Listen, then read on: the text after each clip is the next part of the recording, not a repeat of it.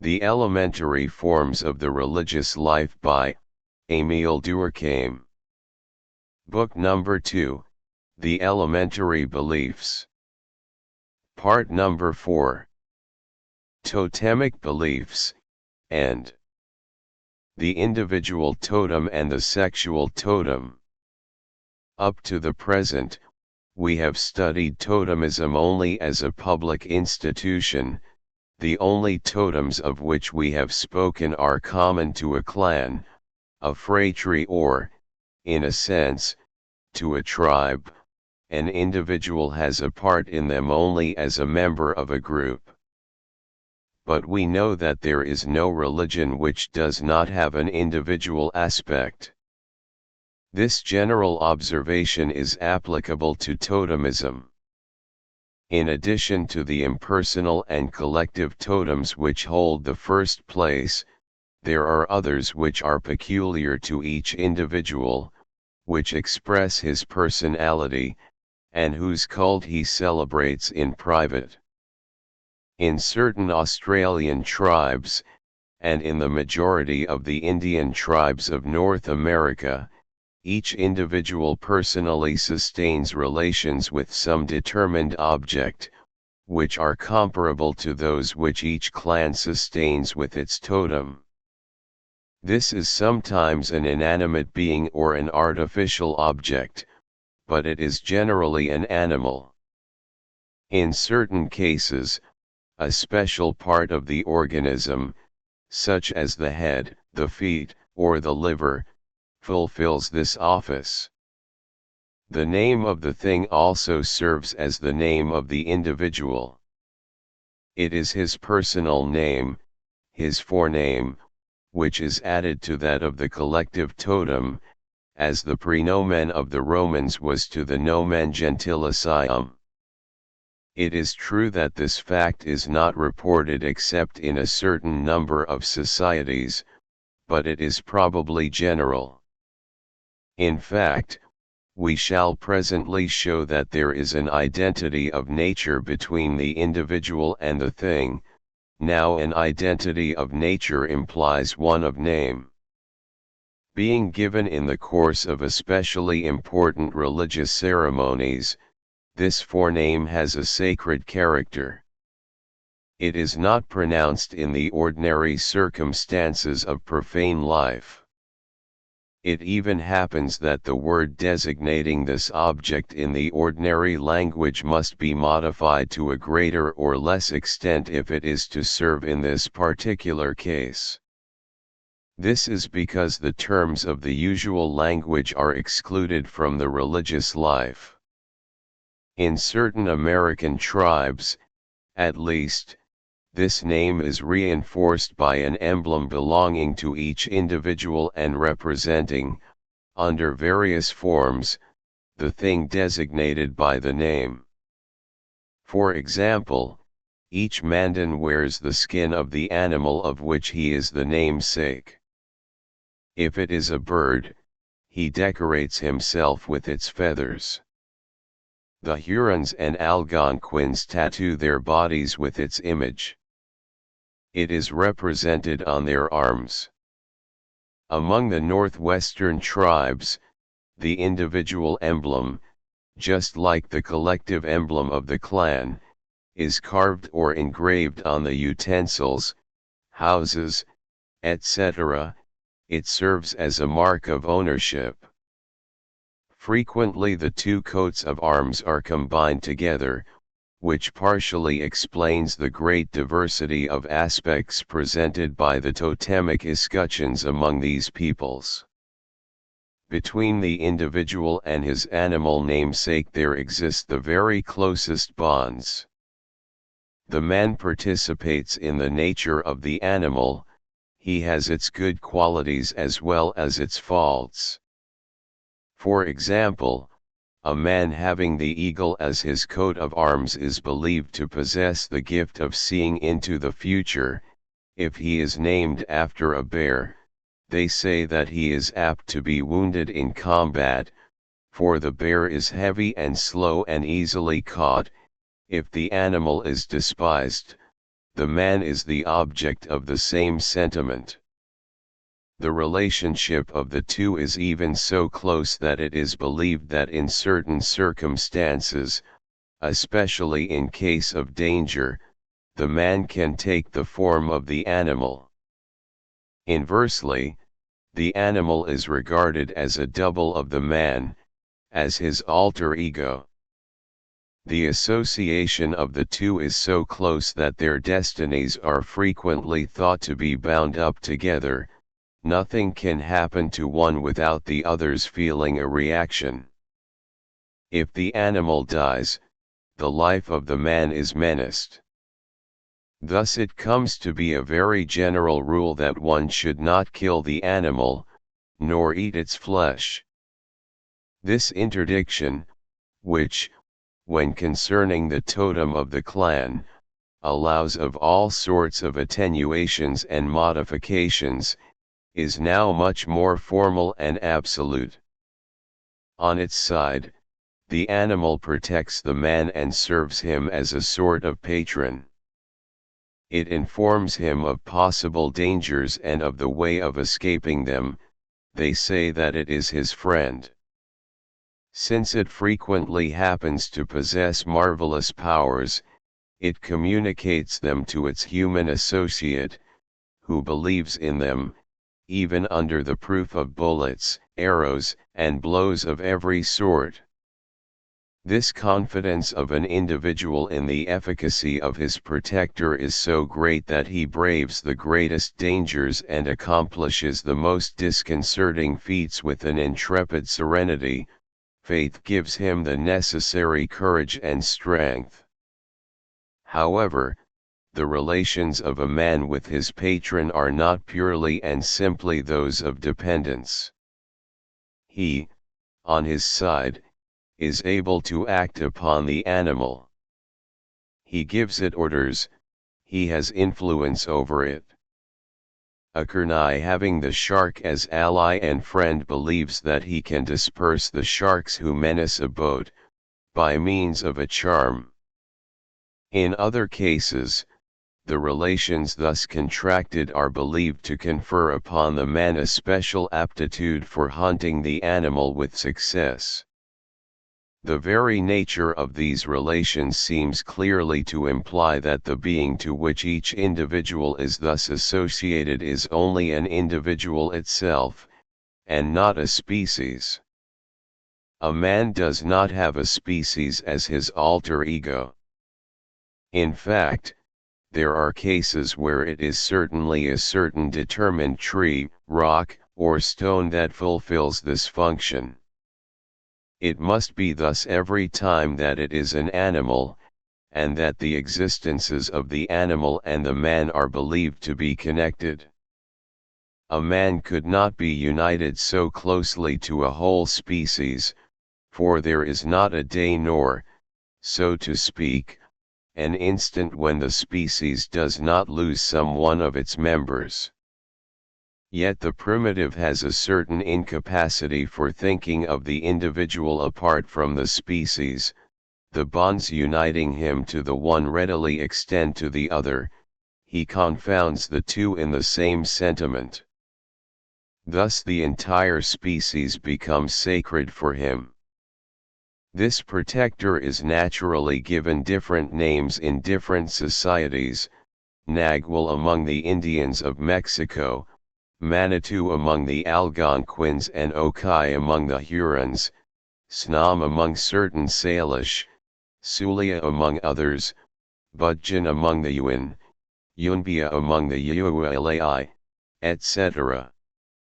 Owing to the importance of these beliefs and practices among the Indians of North America, some have proposed creating a word Nagualism or Manitouism to designate them.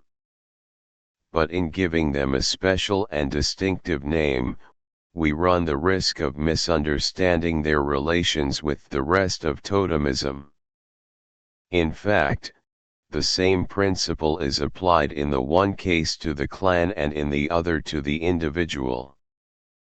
In both cases we find the same belief that there are vital connections between the things and the men, and that the former are endowed with special powers, of which their human allies may also enjoy the advantage.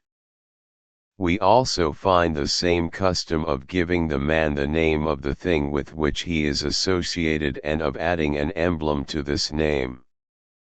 The totem is the patron of the clan, just as the patron of the individual is his personal totem. So it is important that our terminology should make the relationship of the two systems apparent. That is why we, with Fraser, shall give the name individual totemism to the cult rendered by each individual to his patron.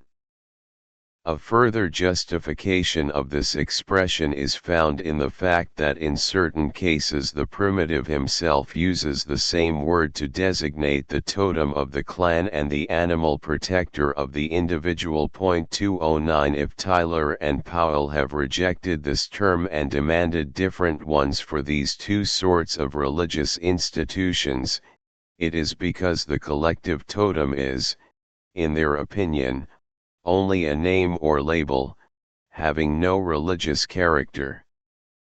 But we, on the contrary, know that it is a sacred thing, and even more so than the protecting animal. Moreover, the continuation of our study will show how these two varieties of totemism are inseparable from each other. Yet, howsoever close the kinship between these two institutions may be, there are important differences between them. While the clan believes that it is the offspring of the animal or plant serving it as totem, the individual does not believe that he has any relationship of descent with his personal totem. It is a friend, an associate, a protector, but it is not a relative. He takes advantage of the virtues it is believed to possess, but he is not of the same blood.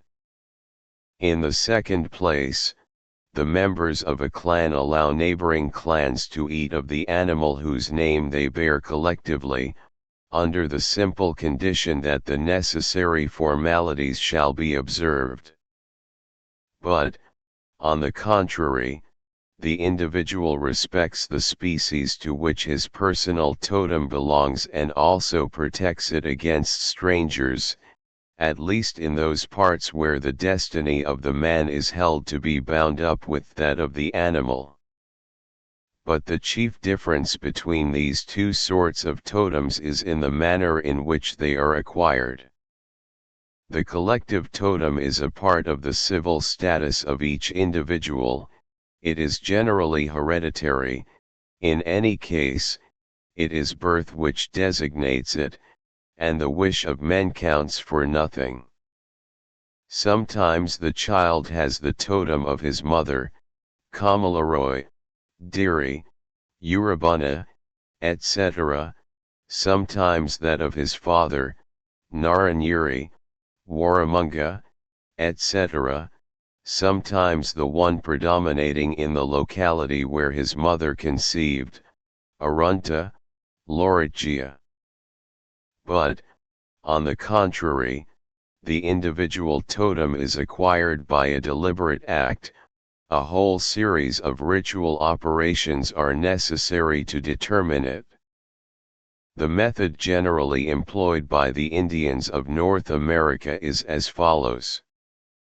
About the time of puberty, as the time for initiation approaches, the young man withdraws into a distant place, for example, into a forest. There, during a period varying from a few days to several years, he submits himself to all sorts of exhausting and unnatural exercises. He fasts, mortifies himself and inflicts various mutilations upon himself. Now he wanders about, uttering violent cries and veritable howls. Now he lies extended, motionless and lamenting, upon the ground. Sometimes he dances, prays, and invokes his ordinary divinities. At last, he thus gets himself into an extreme state of super-excitation, verging on delirium. When he has reached this paroxysm, his representations readily take on the character of hallucinations. When, says Heckewelder, a boy is on the eve of being initiated, he is submitted to an alternating regime of fasts and medical treatment. He abstains from all food and takes the most powerful and repugnant drugs. At times, he drinks intoxicating concoctions until his mind really wanders. Then he has, or thinks he has, visions and extraordinary dreams to which he was of course predisposed by all this training. He imagines himself flying through the air, advancing under the ground, jumping from one mountain top to another across the valleys, and fighting and conquering giants and monsters. If in these circumstances he sees, or, as amounts to the same thing, he thinks he sees, while dreaming, or while awake, an animal appearing to him in an attitude seeming to show friendly intentions, then he imagines that he has discovered the patron he awaited. Yet this procedure is rarely employed in Australia. On this continent, the personal totem seems to be imposed by a third party, either at birth or at the moment of initiation. Generally it is a relative who takes this part, or else a personage invested with special powers, such as an old man or a magician. Sometimes divination is used for this purpose. For example, on Charlotte Bay, Cape Bedford, or the Proserpine River, the grandmother or some other old woman takes a little piece of umbilical cord to which the placenta is still attached and whirls it about quite violently. Meanwhile the other old women propose different names. That one is adopted which happens to be pronounced just at the moment when the cord breaks. Among the Yarakuna of Cape York, after a tooth has been knocked out of the young initiate, they give him a little water to rinse his mouth and ask him to spit in a bucket full of water. The old men carefully examine the clot formed by the blood and saliva thus spit out, and the natural object whose shape it resembles becomes the personal totem of the young man. In other cases, the totem is transmitted from one individual to another, for example from father to son, or uncle to nephew. This method is also used in America. In a case reported by Hilltout, the operator was a shaman, who wished to transmit his totem to his nephew. The uncle took the symbol of his snam, his personal totem, which in this case was a dried bird's skin, and bade his nephew breathe upon it. He then blew upon it also himself, uttered some mystic words, and the dried skin seemed to Paul, the nephew, to become a living bird, which flew about them a moment or two and then finally disappeared. Paul was then instructed by his uncle to procure that day a bird's skin of the same kind as his uncle's and wear it on his person. This he did, and that night he had a dream, in which the snam appeared to him in the shape of a human being, disclosed to him its mystic name by which it might be summoned, and promised him protection. Not only is the individual totem acquired and not given, but ordinarily the acquisition of one is not obligatory. In the first place, there are a multitude of tribes in Australia where the custom seems to be absolutely unknown. Also, even where it does exist, it is frequently optional. Thus among the Yuelai, while all the magicians have individual totems from which they get their powers, there are a great number of laymen who have none at all. It is a favor given by the magician, but which he reserves for his friends, his favorites, and those who aspire to becoming his colleagues. Likewise, among certain Salish persons desiring to excel especially either in fighting or in hunting, or aspirants to the position of shaman, are the only ones who provide themselves with protectors of this sort. So among certain peoples, at least, the individual totem seems to be considered an advantage and convenient thing rather than a necessity. It is a good thing to have, but a man can do without one. Inversely, a man need not limit himself to a single totem.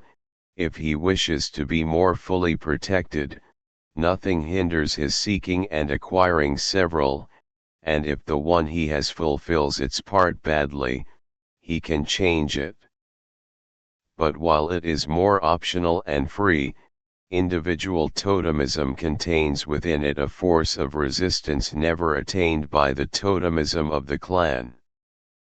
One of the chief informers of Hiltout was a baptized Salish, however, though he had sincerely abandoned the faith of his fathers, and though he had become a model catechist, still his faith in the efficacy of the personal totems remained unshaken.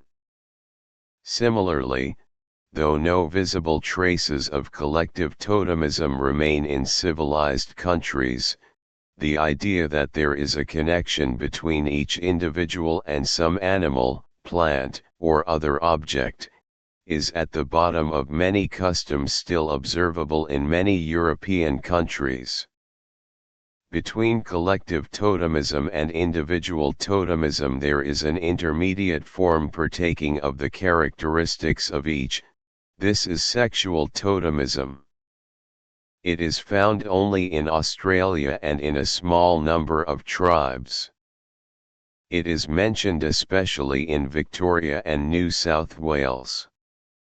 Matthews, it is true, claims to have observed it in all the parts of Australia that he has visited, but he gives no precise facts to support this affirmation.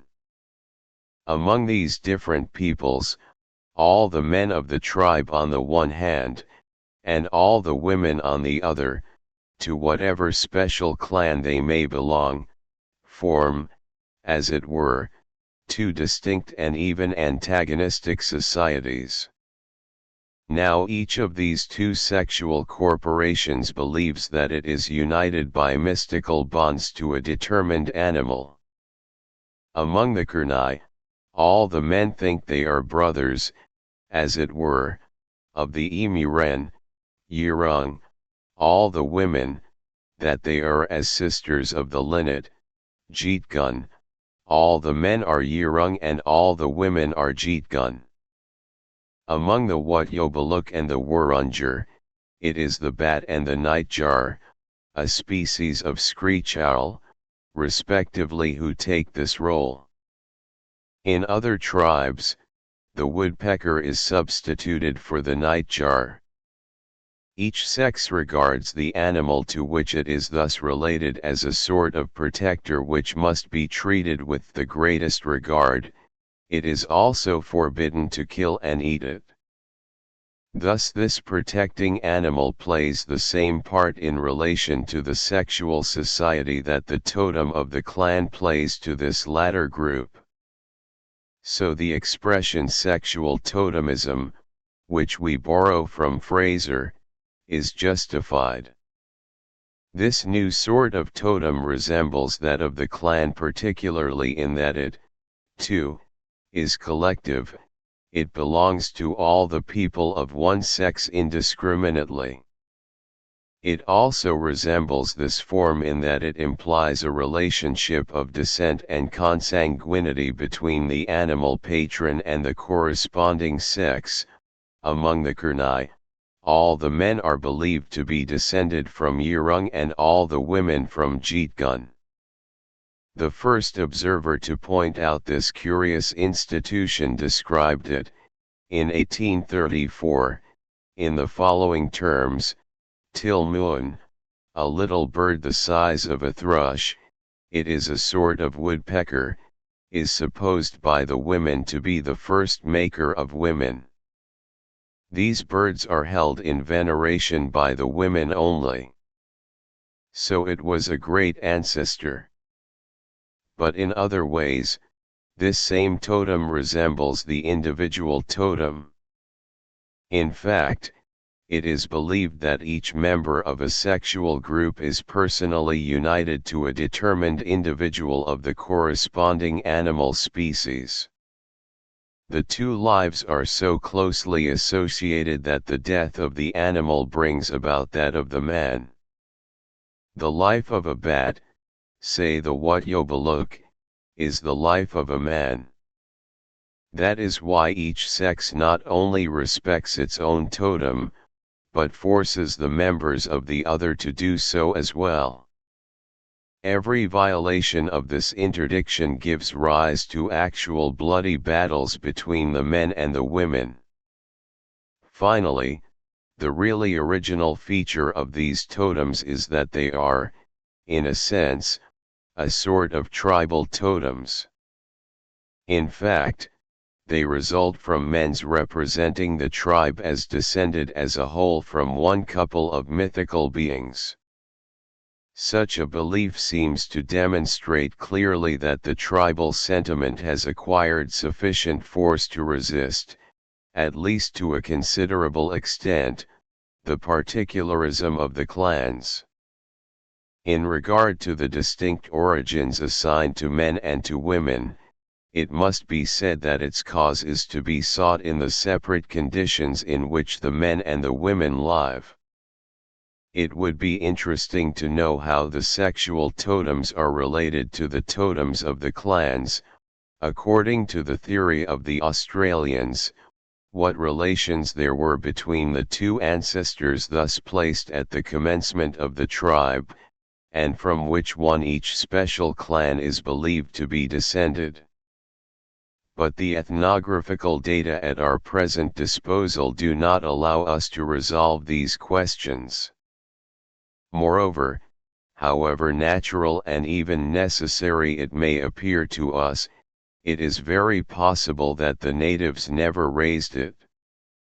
They do not feel the need of coordinating and systematizing their beliefs as strongly as we do.